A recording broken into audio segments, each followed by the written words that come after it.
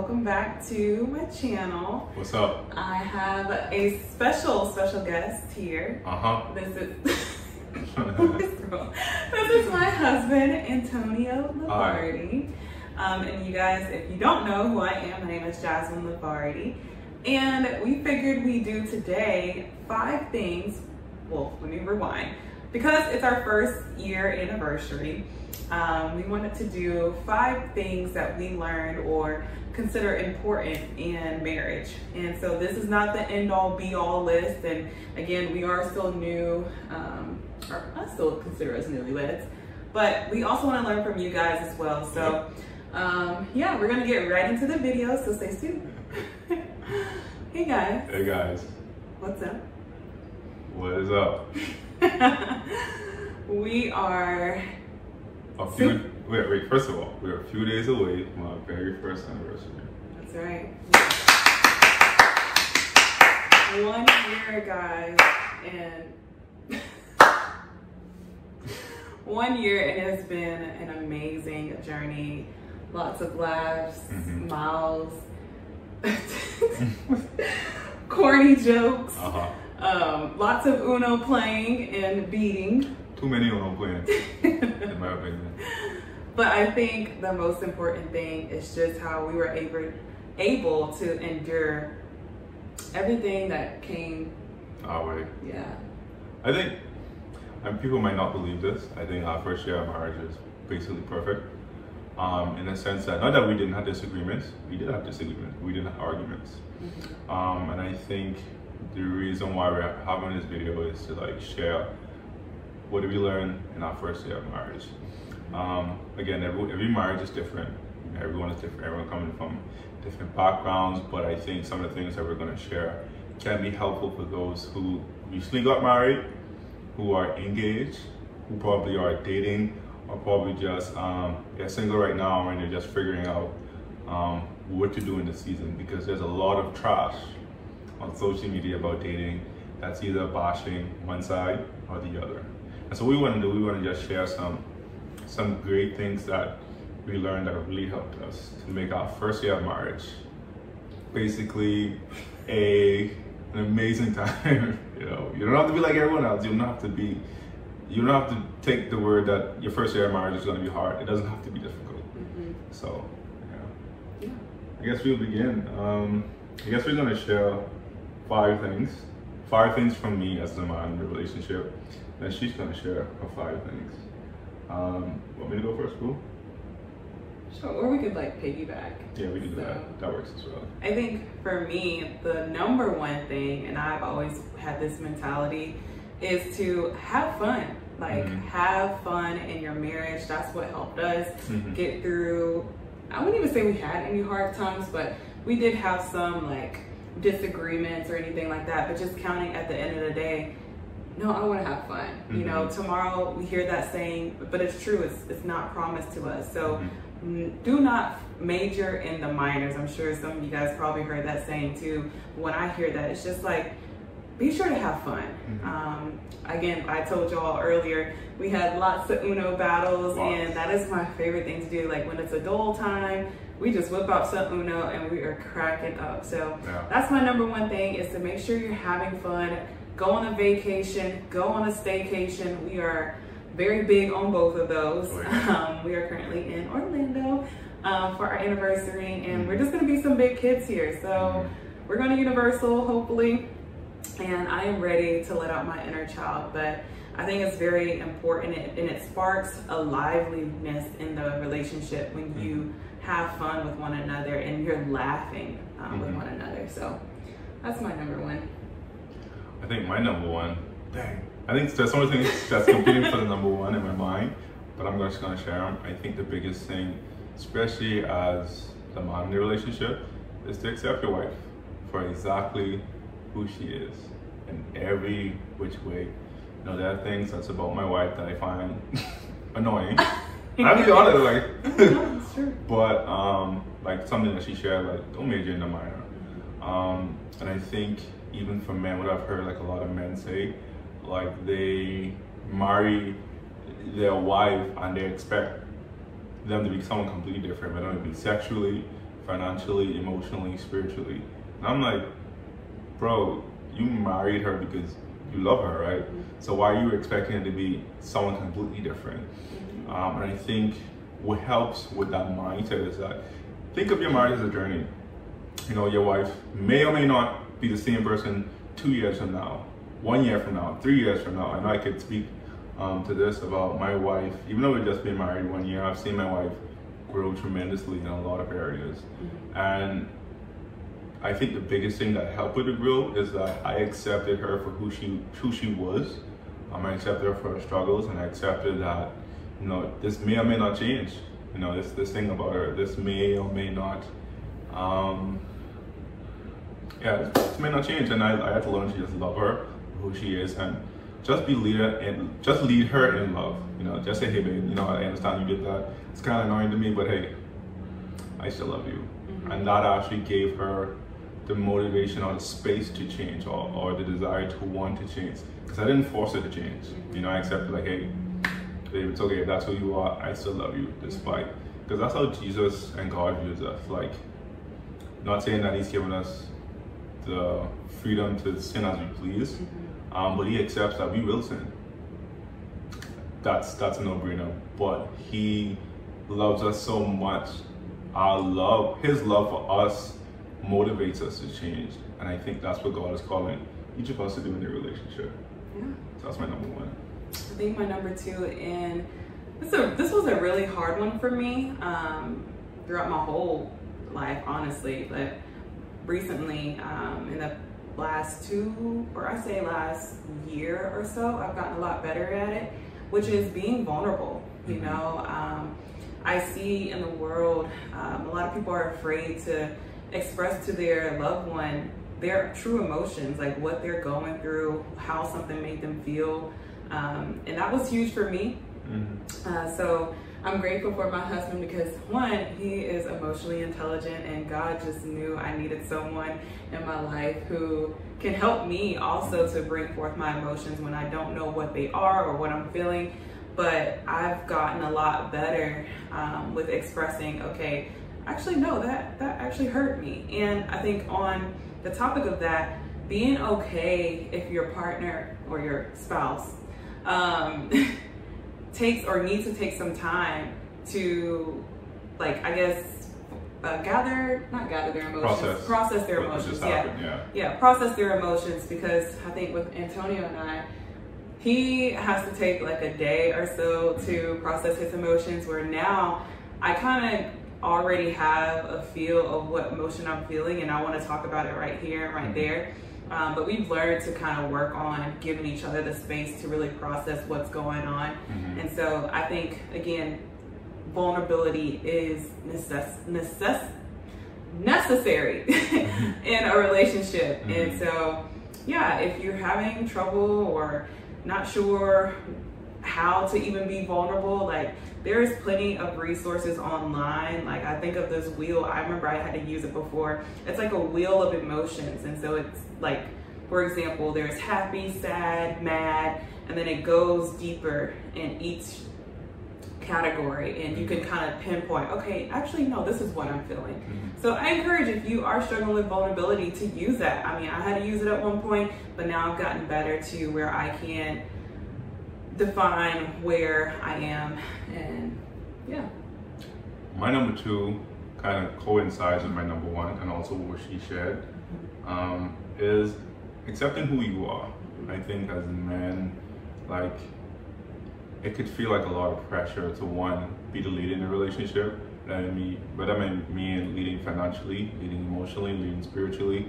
And I think sometimes we haven't learned to accept who we are and where we're at. Like, we have a vision in our head of the man that we want to be, and whenever that doesn't kind of match up to the man who we are now, I think our identity and our ego is kind of like challenged per se. Because, like, man, like, I definitely know my wife wants me to be this way financially, my wife wants me to be this way emotionally, my wife wants me to be this way spiritually. But no, I think the biggest thing about accepting where you're at in your life, it helps also your spouse to kind of respect you, because you have to tell her, like, hey, I understand what you're saying, but this is where I'm at. You know, I am growing towards that, and if they are not willing to be patient with you or loving towards you in your journey, that's more a reflection of them on them and not you. And I think if we as men don't learn to accept who we are and respect who we are, then you can't expect your wife to respect who you are, honestly. I think there are times where there are some areas that I am weak in, you know, and I am confident in my weakness. And I tell my wife, like, hey, that's not me, I'm not doing that, because that's just not my character, that's not who I am. And she learned to respect that. Not saying that I wallow in my weakness, I accept my weakness and I move forward and working on that. Like I say again, number one, your spouse may never grow in that. For you, you may never get over this hump. But the point is, you have to continue to just accept who you are and fight through whatever challenge that you may have. And so that's actually how you become a better leader in your relationship. It's just accepting who you are and where you're at. Crazy enough, this is number 3. Wow, I'm holding up 2, but number 3. Crazy that you said that, because my number 3, and by the way, I didn't know we were gonna do 5 talking points until now, so I'm kind of like, yeah, anyway. My number 3 is, ladies, don't lose yourself in marriage. So it kind of goes along the lines of, I'm assuming what husbands or men you guys struggle with when in a relationship or especially in marriage. But women, and I'm speaking from experience, is don't lose yourself in marriage. Don't lose who you were before you got married.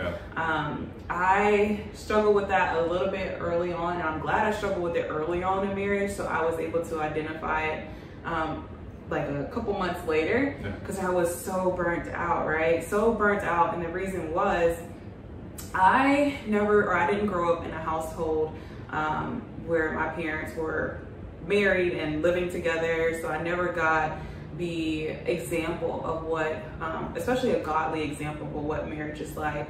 And so I basically learned how to be a wife based on what others are saying and what people are saying a wife should be like, but also biblically too, you know.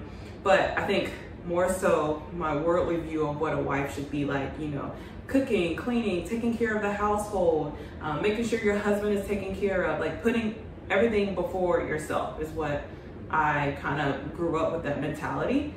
And it's not the case, right? You have to take care of yourself before you can take care of anyone else, you know? I'm not saying neglect your husband, neglect the needs of the home, but making sure you're taking care of yourself as well. Do not neglect yourself, because it will cause a lot of burdens, it would cause a lot of stress, and that's what happened to me. I was overstimulated and stressed out because I was trying to do all these things and I was trying to do it by myself.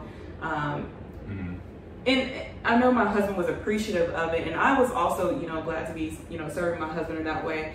But again, it also falls back to my other point of being vulnerable.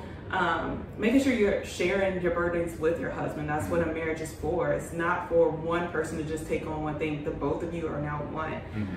So yeah, ladies, just don't lose yourself. Make sure you get your hair done, nails done, everything did. And yeah, go hang out with your friends. Like don't neglect your friends. I know some people in marriage, they get married and they think their husband is their end all be all savior. No, only Jesus is our savior.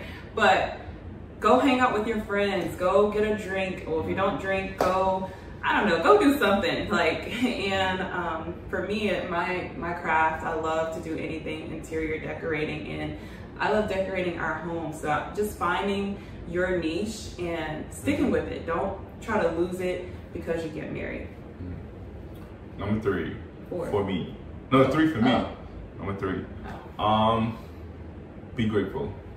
Be grateful for your spouse. What I mean by that is, I think, let me say high value men. I want to say that in quotations because some of us maybe throw that title around loosely, and oftentimes the men that I see throw it around aren't really quote unquote high value men. I think that's just a way of them boasting about themselves. But I think sometimes when we go into relationships, yes, it is more difficult for women to find a spouse that's worthwhile marrying. That is factual. But don't use that to lord over your wife. Like, hey, like, you need to be grateful if you married me. No, husband, you need to also be grateful that you were able to find an amazing wife that loves you, that serves you, that respects you. When she cooks for me, find time to say thank you. Even when we have sex, after a while, I just say, hey babe, I'm grateful for you giving me the opportunity to have sex with you. Also, even when she compliments me, just saying occasionally, hey babe, I really appreciate the wife you are to me. Sometimes buying her flowers, even if sometimes, because now she likes when I buy flowers, but sometimes when they die and they stink, she's like, babe, you don't spend all the money on flowers. But still, like, find ways to making sure that you are being very grateful, because it helps you to remain humble in the relationship. Because I'm not better than my wife, even though I'm the leader in the relationship. God didn't make me better than you. God made us equal to help one another. We just have different responsibilities. God is expecting kind of different things from us as husband and wife in a relationship individually. And so, husbands, as you get married, men as you date, don't go in any relationship feeling entitled or feeling that because you're in a man in a relationship, you become the center of the universe for your wife. You know, God does. And you come second if you become a husband. And so with that position, show her that you're grateful for her, lift her up. Sometimes put her needs before your own. Like sometimes at night, my wife wants to talk late at night at 2, 3 o'clock in the morning, and I don't want to do that. I'm not a night person. There are days where I do make the sacrifice and just hear her out and see what she wants to talk about. And then also the Ono thing, she wants to play Ono all day. Some days I don't want to do that. But I think I do make that sacrifice because that's something that she truly loves. And I want her, it's not about me, it's not about my feelings. It's about me giving her the opportunity to kind of connect with me and making her know that, like, hey, like, I really do appreciate spending quality time with you, because that's what she really, really likes. And so that's my number 3.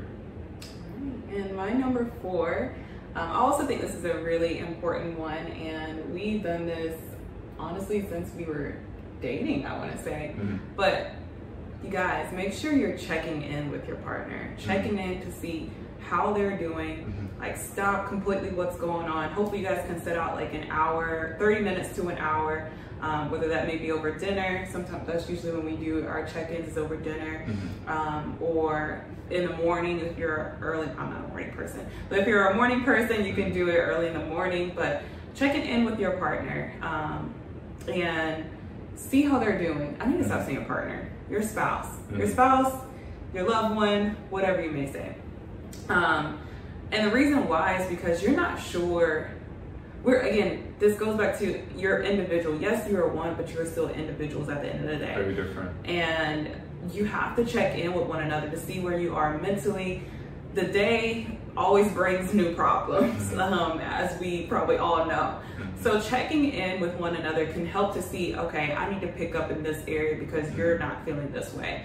There are a couple of times where I'm just overwhelmed, whether it may be with work or just something, not even a lot, serving sometimes. And I need my husband to cook dinner or prep dinner for me because I don't have it in me anymore.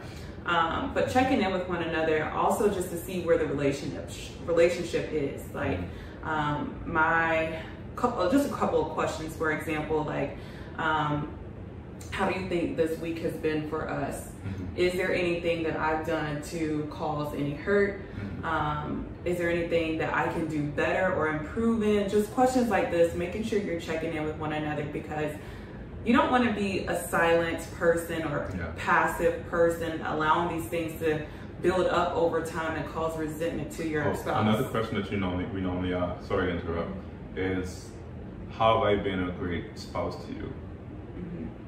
Yeah, ask the spouse that question all different boyfriend. Like, how have I been a good friend to you, or have I been a great spouse to you? That's another great question that we normally ask. And you'd be surprised to hear the response. Like, you probably think, oh, I'm pretty sure I've been a great spouse. Like, you have this all boasted up, and then next thing you know, your spouse is saying, no, actually, you haven't been. And this is an opportunity for you both to really listen to one another, hear each other rather than being quick to oh, well, I did this, that, and the third. It's not about counting who did what.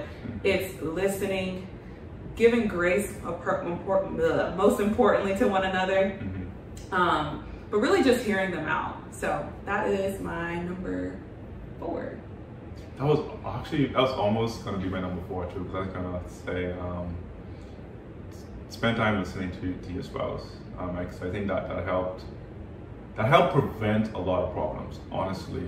Because sometimes when problems do come up, it doesn't happen overnight. It usually happens when, like you said, like when we don't check on each other, and we don't really meet that need before it becomes something bigger. And sometimes you have to be aware of yourself and aware of your spouse. I think and it goes into my 4th point, is that self-awareness is very, very key, because there are going to be times in your relationship where one person is kind of off, and you have to be the one to kind of lead, especially with women. So what you're going to find, husbands, is that a woman who really loves you and she's completely head over heels for you, you literally become her world.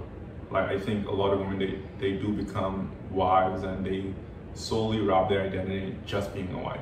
Men are not the same. Oftentimes we pursue careers. Our identity is usually wrapped in money or our careers. But for women, it's different. Like, they love the idea of being a wife. They love the idea of taking care of you, and end up, like you say, neglecting herself. And I think for men, becoming aware of your spouse is very important, because as you see the cycle go on, you have to be the one to tell, like, hey babe, stop, relax. You don't have to do this today. Like, there are times where, like she said, she doesn't feel like cooking. She does majority of the cooking. And so there are nights when she's like super exhausted. She loves pizza, by the way. So we're like, no babe, we don't have to cook tonight. We're just gonna order pizza and just sit down and just play Uno all night. We just play Uno the entire night. And so, like, it might be something completely different for your spouse or your significant other, whoever you're with. Just taking that time to really pay attention to your wife. It goes a long way, because now she feels like you are taking care of her, and in return, I promise you, she's gonna do. I feel like men can't keep up with what women can do for us. Like, the things that you do for me, I'm like, dang, I can't even keep up with that. But that's not the point. That's just their capabilities. That's just how deep they can love their husband. And so for men, like, really do your part. Really, really do your part in just checking in and just paying attention to your spouse. And this leads to my number 5. This actually should have been number 1, but I'm not technically doing an order. So number 5 is keeping God first in your relationship, honestly. I know, again, that may sound very cliche, but it's so important, y'all. I am so grateful for God and just all that He's done, one, in my life, but in both of our lives. Like, and not even just the blessings. We had a quiet time this morning, which, again, it goes to keeping God first. Even though we're on our anniversary, our vacation, I should say, we're still keeping God first, no matter where we are. Because if it wasn't for God, I wouldn't be here. We wouldn't be here. We wouldn't even be together. And you have to give thanks. You have to give gratitude to God and give praise to Him for where you guys are, struggles you may be having in your relationship, and you'd be so surprised how God turns those things around. And so really prioritizing praying together. Guys, there are power in prayer. There is so much power in prayer, and it's, I think, the most underestimated weapon, it's a metaphor, is there out there. So yeah, I think I appreciated our quiet time again, just finding time, just finding that 30 minutes to an hour. If you can do more, that's great. If you can't, that's also okay, as long as you're just squeezing in some time. Well, you want to squeeze in. Making time. Prioritizing time. Yes. Yeah. For God. I think my number 5, I don't know if this should have been I'm feeling the same as you. I don't know if this should have been my number 1, but it kind of coincides with what you just said. I think for men, you need to have a vision for the family. I think why that's so important, especially before you get married, because you're going to make a lot of decisions based on that vision that God's put on your heart. I think for me, after I got a vision for what I want my life to look like, you know, it helped me to pick the wife I actually want to be with. And after I got the wife I want to be with, it helped kind of determine what's worth arguing over and what's not arguing over. Like, for instance, when we first got married, I had to stop wearing shoes in the house. Am I gonna argue over that? No, that's dumb, because that doesn't stop me from getting to the vision that God put on my heart. And like, even like for her, she likes to do things a certain way. Like, she used 2,000 paper towels in one day, right? It's not gonna stop me from getting close to the vision that God put on my heart. No, it doesn't. So it doesn't make sense for me to argue over that. So I think for men, like, we need to really find vision for our lives and vision for our family. Okay, where are we going? How are we gonna get there? And what you're gonna find oftentimes is that once you explain to your wife, or if you're not dating, you go on dates and you tell like the sisters that you're meeting, the women that you're meeting, this is the vision that God has put in my heart, and this is what I want to do. Oftentimes that's gonna help you pick a lot better. It's gonna help you figure, okay, she doesn't want me to become a missionary, then I can't. This can't work. You're a great sister, but you're not a good sister for me. I think also it helped both of us to kind of be focused, because there are times where I really do feel insecure about my own vision. And there are times where I doubt my own capabilities. And she's there to step in and tell me like, no, to me like, you can do it. And I remember this just happened last week. She really had like a heart-to-heart conversation about me and my own business. And she was like, I feel like you're not prioritizing the things that you need to get done for your career. And that really struck home for me, because man, like, as men, we do have times of insecurity where we doubt the capabilities that we have. And it's very important to be with someone that believes in you, sometimes even more than you believe in yourself. If it's one person that a man needs by his side to believe in him, it's his wife. Even if everyone else doesn't agree with him, even if everyone else doesn't believe in him, the most important thing is having someone by your side for the rest of your life that believes in you no matter what. So I think that's why that should have been number one. But anyway, it doesn't matter. All those are just so important. Yeah. So those are our 5 things we think are very important in a marriage. Obviously, again, there's many more things, but these are just our 5 that were laid on our heart. And so, yeah, we want you guys to also let us know what are some things or 5 things that you guys consider important in your marriage. And if you can let us know down in the comments. And yeah, we're going to get on with the rest of our anniversary day and do some shopping. Until next time.